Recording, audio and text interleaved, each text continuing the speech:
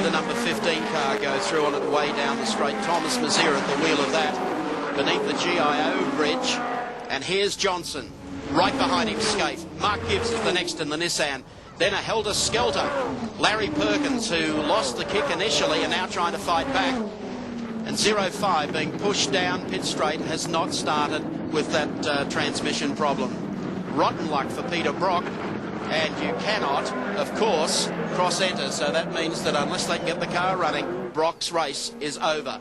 He never actually left the starting line. Nissan race cam hot on the heels here of Dick Johnson as they come down across the start-finish line for the first time. One lap completed, 160 to go. Just saw the back of 05 there next to the wall. What a tragedy for the Peter Brock fans there. I'll say half the crowd here are wearing the 05 colours today. That really is a drama for Peter Brock, but here we are inside the Nissan, and this is going to be a real battle of tactics here. Johnson, we're sure, is going to go out and set the pace for the race, but Fred Gibson adamant that he's going to run with whatever pace the field wants to run.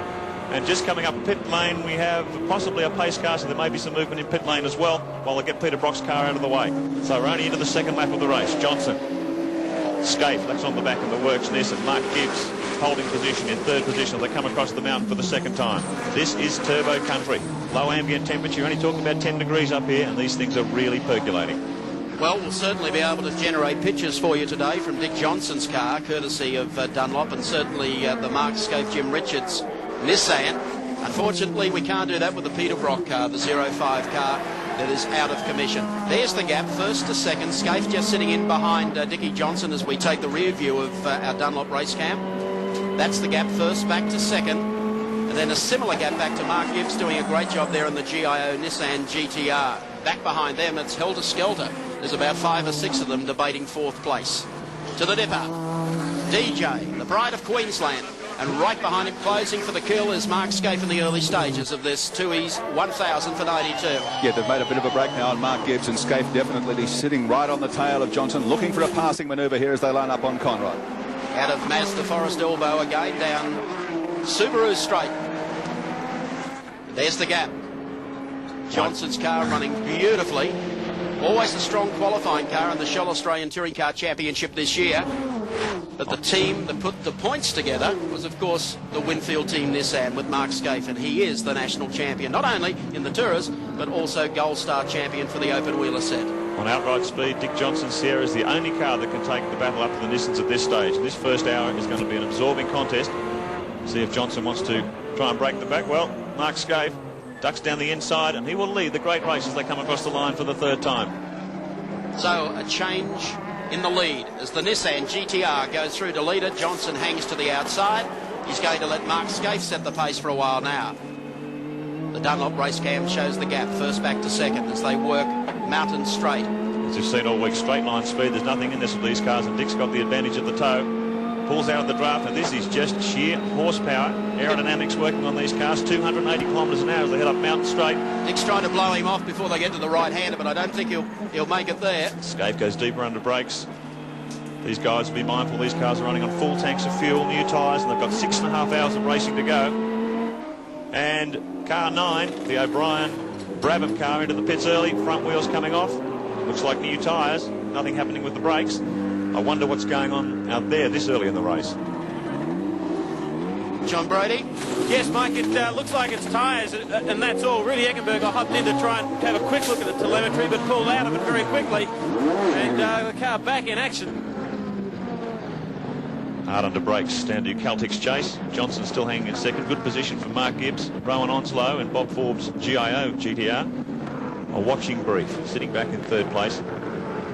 I notice another one going into the pits very quickly, the Kevin Waldock Ampol Playscape Sierra for an unscheduled stop, and they're also about ready to change tyres. By the look of it, they've got the hood up.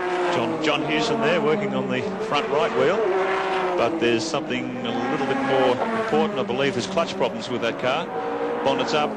Now that's a drama for Kevin Waldock. This car normally bulletproof, certainly has been at Bathurst over the last 2 or 3 years, but having problems very early as we go back to the GIO GTR.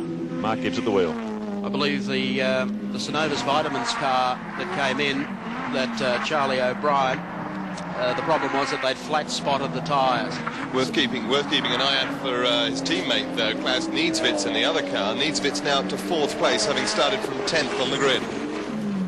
Look behind Larry Perkins. You've got Perkins, who started on the outside of the front row, and Glenn Seaton in the Peter Jackson Falcon V8 has moved up right behind Perkins. Then you have the 2 Holden Racing Team Commodores, Thomas Mazira, then, of course, the 16 car. Fabulous battle here on Conrod Straight. Look for the power. And it looks like Percy. Quinn Percy was slated to start on the car. Well, there are only 4 of the new spec V8 cars in the race. 3 of them basically are on screen right now, and the other one, Peter Brock, unfortunately, still in the pits. It's a good scrap going on here. Glenn Seaton in the Falcon, dueling with the HRT Commodore Thomas Mazira. And on the subject of Brock, here's John Brady. Yes, thanks very much, Gary. Peter, a far from perfect start. You just let the clutch out and crunch. Yeah, I guess it's breaking a tail shaft. Move. It's a brand new tail shaft put in this morning, which purely precautionary. And I could say 12 years racing Commodores have never broken one. So it's a rather interesting situation. I'm just thankful that the drivers coming up behind me there gave me enough berth, because boy, oh boy, I was looking at that mirror for a while, I'll tell you. Well, Peter, I hope it gets better for the rest of the day for you. At least you'll try and get it back out there. Yeah, we'll get it back out there. Took a bit of time to convince the officials to push me to pit lane, but we're there. Thanks, Peter. Thanks, John, and to Peter Brock. Colin Bond in the pits. So is the second B&H car, the 20 car. Denny Holm car, he's sharing with Paul Morris. We've been watching this fascinating scrap. It involves Larry Perkins, who's running in 5th, of course. It's an unscheduled stop from car 20, but this battle, Quinn Percy on the move. Car 16 overtaken car 15 with Thomas Mazira at the wheel, and the new 93 specification Falcon locked in between them. And just ahead of this bunch, Larry Perkins. So the V8 settling down into some sort of a race pace at the moment. And the turbocharged cars for outright speed, certainly with a big advantage up here today.